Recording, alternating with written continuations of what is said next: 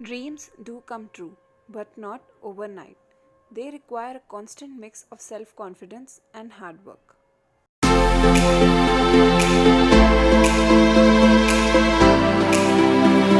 Hello everyone, I'm Chetna Arora, second sem student at Lady Harding Medical College. Here in this video, I would like to share the 5 tips that helped change my life from a failure to someone following her dreams. Number 1. Besides your studies and your hard work, what matters the most is your desire and your confidence to achieve that goal. Someone rightly phrased that desire is the starting point of all achievements, a constant pulsating high magnitude desire which defines everything. You should never lose that spark, that fire in you, so that you can fight with all the odds and end up reaching your even platform, whichever you have thought for yourself. You should always be ready to push your limits and put in all that is required to achieve your particular target. Now, being confident, motivated, and with a keen desire, start your day and start studying. Number 2. How to study. Firstly, observe when you are most productive, being an early bird or a night owl. I was and still is able to concentrate better at night, so I plan my schedule accordingly, and you can plan accordingly to what suits you the best. For studying biology and chemistry, set a timer for which you can study with full focus without being distracted or worrying about your past and wondering about your future. Guys, stop wasting time by thinking what will happen if I don't make it up? What will my other fellow mates say? What will the society say? Just stop. You know, this is not the time for this. If you are a dropper, you have taken out time from your own life with your parents' consent, and this is the time to do justice with that. So, coming back to the topic, set a timer for about 45 minutes, select a topic to complete, and then take a break for about 5 to 10 minutes.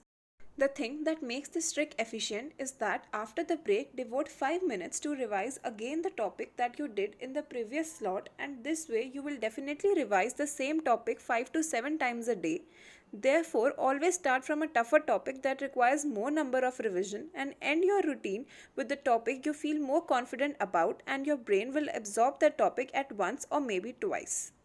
Suppose when you're doing a topic that requires more learning than understanding, like examples in morphology, animal kingdom, plant kingdom, or maybe inorganic chemistry, then divide your 45-minute slot into 20 and 25 minutes, because in small, repetitive, consistent segments, your brain tend to translate better information at the synapse. For physics and physical chemistry, always read your theory first from any book or notes at your coaching and then solve the questions with the time limit, always, and gradually increase your speed of solving questions. Always reflect back onto the questions that you have answered incorrectly and understand the concept that you failed to apply at that moment in such a way that whenever this question reappears, you are not doing it wrong again. Number 3. Now, have you ever realized what happens to your mind one night before the exam? Your efficiency exponentially increases at that night.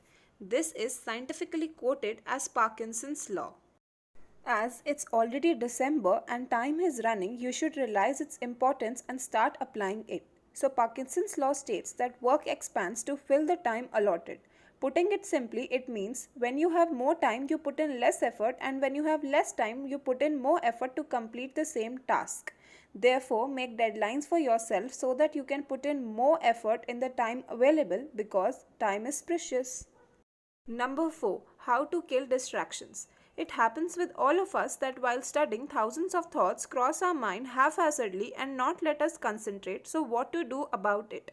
From my experience, I am sharing that Mozart effect, that is, listening to some soulful music without lyrics, does help to increase the spatial reasoning skills and decrease the divergence of concentration and improves focus. Number 5. How to revise. For physics and physical chemistry, keep your formula list ready. Keep preparing it alongside each unit. I'm telling you, this will be your savior for the last minute revisions. For organic and inorganic chemistry, jot down all the exceptions that you come across. I would suggest make a separate thin notebook so that you have them safe. For biology, use the chalk and the board trick. Try revising topics in a way that you are teaching someone. During this exercise, you will self-analyze what you are saying, visit your book for any confusion. Next, what will happen is that the concept will be ready and crisp in your brain, and the chances of you forgetting it and getting confused with a similar option during solving MCQs will be very less. Lastly, do give your body and mind at least half an hour of fresh air. It will relax you and increase your productivity. Always remember, my dear, be confident of what you are doing. Ignore any criticism if you are facing, because your hard work is that single ray of light that is potent of destroying even dense darkness. If you felt a little motivated after watching this video, do subscribe to my channel because that would really motivate me. All the best to all the aspirants.